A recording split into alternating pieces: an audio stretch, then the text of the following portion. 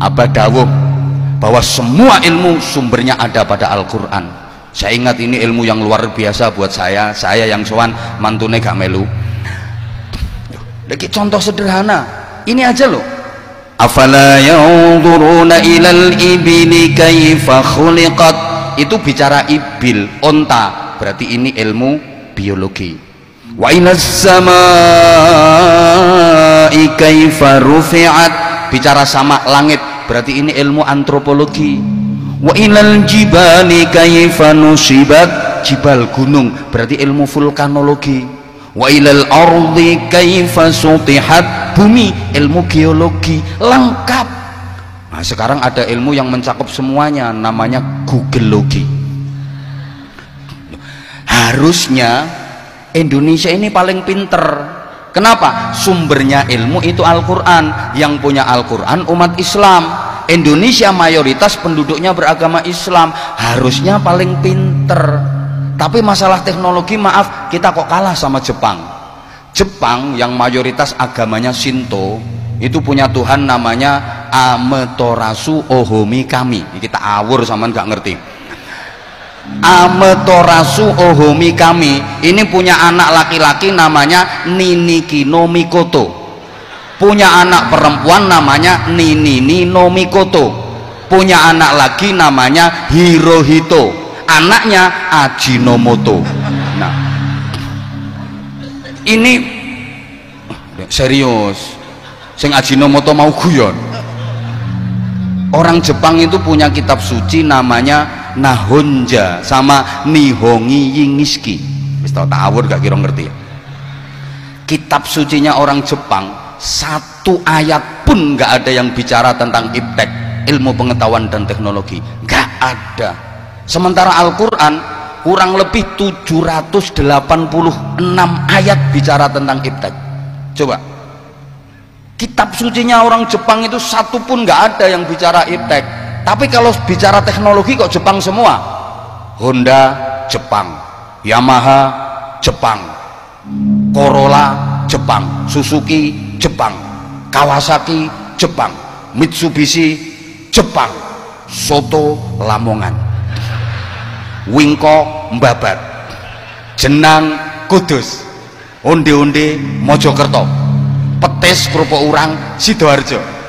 Jadi kita harusnya kuntum khaira ummatin, kita jadi umat terbaik, tapi kenapa jadinya kok kuntum ummatan badokan lillahi ta'ala. Ayo coba, sampai di kita itu ada istilah fi kulli makan, makan, di setiap tempat makan. Ono maneh istilah kullu syai'in qalu, wa idza patu'alam berqalu, wa idza patu'asat qalu. Jajal konsolidasi budaya, kita harusnya mencontoh baginda Rasulullah Muhammad sallallahu alaihi wasallam. Bagaimana dua kota besar yang dulunya jahiliyah, Makkah dan Madinah, hanya dalam waktu kurang dari 23 tahun berubah menjadi Marokizul Hadarah As-Saqafiyah, pusat peradaban dunia, center of civilization. Kayak apa yang ngerti ini aku nganggo bahasa Inggris ngene iki. Wong aku dhewe gak ngerti. Sampai umat Islam seluruh dunia kepingin mengunjungi Mekah dan Madinah. Ini sukses dakwahnya Rasulullah di bidang budaya. Coba kita harusnya mencontoh. Indonesia yang mayoritas penduduknya beragama Islam, tapi kebudayaan objek-objek wisata yang terkenal bukan milik kita, malah candi-candi yang terkenal. Betul? Loh, Spanyol, tahu Spanyol ya? Kerembung lo ngidul. Pokoknya toko kerembung ngidul nek becak yo 7 tahun setengah. Itu bukan negara Islam. Tapi objek wisata di sana rata-rata milik umat Islam. Coba, berarti Islam pernah sukses membangun peradaban di sana. India, itu ketoke hobinya mek nyanyi tok. Mulai rabi sampai pegatan nyanyi. India nyanyi tok.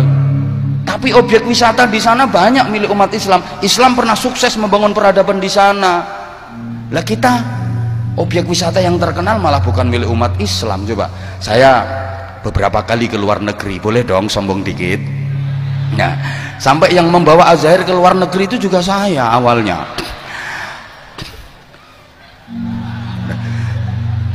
Saya pas di Hong Kong itu pernah ditanya sama orang, "Where are you from, Mister?" Tuan dari mana? Saya jawab, "I am from Indonesia." Saya dari Indonesia. Begitu dengar Indonesia, apa kata dia? Indonesia, Borobudur is good. Dia cerita, oh Borobudur bagus. Akhirnya dia itu cerita, Borobudur itu dibangun tahun sekian, yang bangun ini borongane piro, borongane entek piro, semene piro, tukange piro. Jadi dia itu hafal manakibnya Candi Borobudur. Wong Hongkongnya hafal manakibnya Candi Borobudur. Aku sebagai orang Islam Indonesia gengsi, kenapa harus Borobudur yang ditonjolkan? Aku kepingin menonjolkan Islam. Tak omongi, but Al-Akbar Mosque is very good. Masjid Al-Akbar lebih bagus. Biar dia penasaran.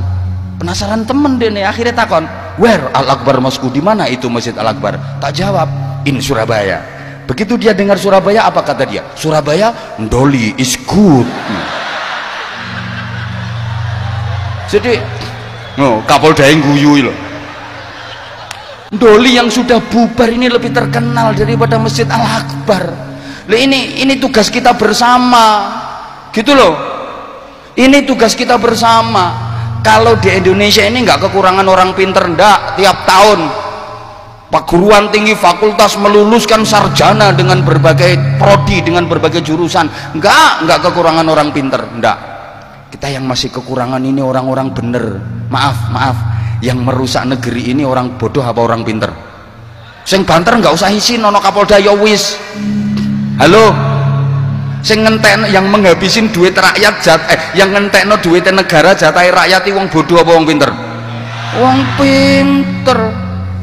Wong pinter. Sing bodoh jane pengen tapi gak ngerti carane. Gak karo carane. Maka saya berani bersumpah demi Allah, yang merusak hutan di Indonesia ini bukan orang hutan. Maka maaf, kalau pengen jadi ahli di bidang pendidikan, banyak fakultas pendidikan, tapi belum ada fakultas kesabaran. Anakmu kuliah nang di, alhamdulillah ketompo nang fakultas kesabaran.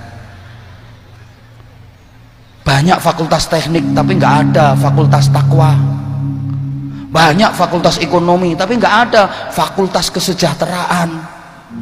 Banyak fakultas hukum tapi nggak ada fakultas keadilan, kejujuran. Sehingga jangan heran banyak ahli hukum, pakar hukum yang jadi maklar hukum, jual beli hukum, terlibat kasus hukum, wa akhiru da'wahum, dia yang dihukum. Loh, kami kalau pengen jadi tukang dakwah gampang, banyak fakultas dakwah. Yang nggak ada itu fakultas keikhlasan. Makanya kalau ada kiai diundang suruh ceramah gak disangoni gremeng, ojo heran, itu dia bukan lulusan fakultas keikhlasan. Makanya izin Pak Kapolresta, malam ini keikhlasan saya nggak usah diuji karena saya bukan lulusan fakultas keikhlasan. Lah ini tugas kita bersama, bagaimana ke depan Indonesia lebih baik. Sampun Abah, pangapunten.